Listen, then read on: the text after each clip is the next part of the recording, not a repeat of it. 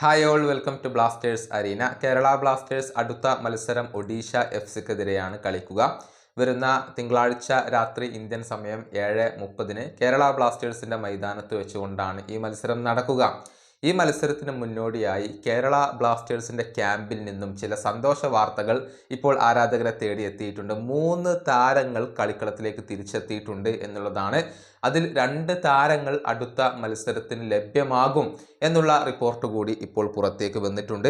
Jesus Jiménez Kerala ബ്ലാസ്റ്റേഴ്സിന്റെ വളരെ പ്രധാനപ്പെട്ട താരമാണ്. അദ്ദേഹം കഴിഞ്ഞ കുറച്ച് മത്സരങ്ങളിൽ പരിക്ക് കാരണം കളിച്ചിരുന്നില്ല. അദ്ദേഹം ഇപ്പോൾ കേരള ബ്ലാസ്റ്റേഴ്സിന്റെ സ്ക്വാഡിനോടൊപ്പം ട്രെയിനിങ് നടത്തിയിട്ടുണ്ട്. അടുത്ത മത്സരത്തിന് അദ്ദേഹം ലഭ്യമാകും എന്ന കാര്യമാണ് ഇപ്പോൾ പുറത്തേക്ക് വന്നിട്ടുള്ളത്. അതുപോലെ തന്നെ ഇഷാൻ പണ്ഡിറ്റ ഇന്ത്യൻ സൂപ്പർ സ്ട്രൈക്കറാണ്. അദ്ദേഹവും ഇപ്പോൾ സ്ക്വാഡിനോടൊപ്പം ട്രെയിനിങ് നടത്തിയിട്ടുണ്ട്. ഈ 2 താരങ്ങളും അടുത്ത മത്സരത്തിന് ലഭ്യമാകും എന്നുള്ള കാര്യം 19th സ്റ്റോപ്പേജിന്റെ ധനഞ്ജയാണ് ഇപ്പോൾ റിപ്പോർട്ട് ചെയ്തിട്ടുള്ളത്. ഇനി വിപിൻ മോഹനൻ നേരത്തെ ട്രെയിനിങ് ആരംഭിച്ചിരുന്നു. പക്ഷെ അദ്ദേഹം സ്ക്വാഡിനോടൊപ്പം ട്രെയിനിങ് നടത്തിയിട്ടുണ്ടോ എന്നുള്ളത് വ്യക്തമല്ല.